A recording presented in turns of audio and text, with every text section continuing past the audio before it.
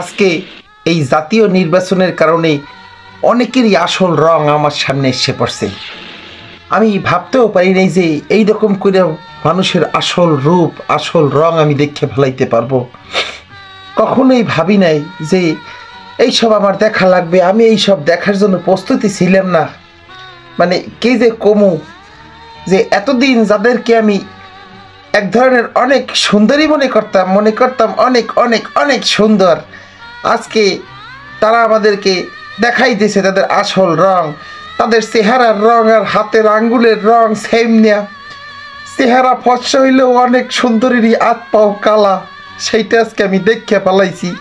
স্টোরিতে যখন তারা এইরকম করে ছবি আপলোড করছে ভোট দিয়ে আইসিয়া, মানে আমি আজকে অনেকেরই আসল চেহারা আসল রং দেখে ফেলাইছি। আমার আর কিছু বলার নাই, আমি ভাষায় প্রকাশ করতে পারতেছি না।